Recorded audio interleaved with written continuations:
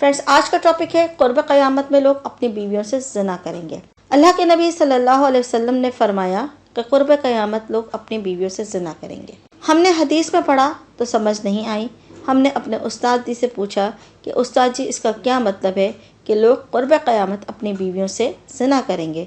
तो उन्होंने फरमाया कि उसकी कई सूरतें हैं। एक सूरत तो यह है कि मर्द या औरत कोई एक कुफ्रिया बोल दे और निकाह टूट जाए और इनको इस बात का पता ही नहीं कि इनका निकाह टूट गया है। आजकल तो ये बात आम हो गई है, लोगों को इस बात का इल्म ही नहीं है। मौलाना फरमाते हैं कि फ़ारसी की फ़िक़्ह किताब माला बदामना में हम मुफ्ती साहब से पढ़ रहे थे। जब उन्होंने कहा कि ये कुफ्र पढ़ रहा है तो हमारी आंखें खुल गई।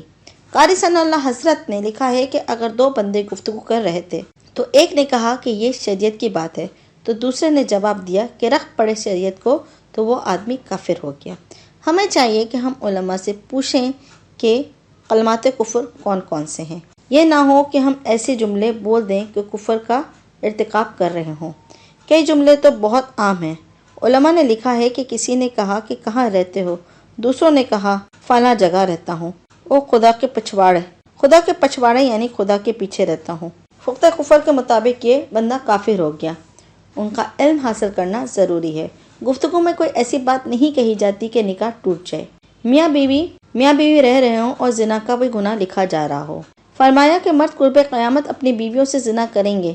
एक सूरत तो ये है कि कुफ्रिया कलमा बीवी बोल दे तो भी निकाह टूट गया और शोहर बोल दे तो भी निकाह टूट गया। एक दूसरी सूरत के साथ की बहस, और ये तो हर घर की बात नज़र आती है कि जब शादी हुई तो मैं बोलता था, बीवी सुनती थी, फिर बच्चे हो गए तो बीवी बोलती थी, मैं सुनता था, फिर हम दोनों बोलते हैं, फिर हम दोनों बूढ़े हो गए हैं, फिर हम दोनों बोलते हैं और मोहल्ले वाले सुनते हैं। बुढ़ापे में बहस और ज़्यादा हो जाती है।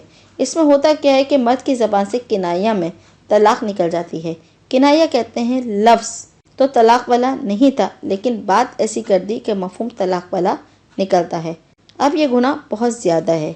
गुस्से में कहना कि चली जा, मुझे तेरी कोई ज़रूरत नहीं है। आज के बाद इस किस्म के अल्फाज, इसका नतीजा ये निकलता है कि तू मेरी बीवी नहीं है। अब इस किस्म के मसाइल के लिए भी मालूमात करनी चाहिए। शरीयत कहती है कि इल्म हासिल करो, ऐसा ना हो कि किनाये में तलाक हो जाए और वो साथ रह रहे हों। आजकल तो ये है कि ज़बान से तलाक बोल भी देते हैं, तलाक हो भी जाती है, पता है दोनों को, मगर बदनामी हो जाएगी, फिर भी एक दूसरे साथ रह रहे होते हैं। मौलाना साहब फरमाते हैं कि हम ऐसे लोगों से मिले कि 5 वक्त के नमाजी, तहज्जुद पढ़ने वाला था।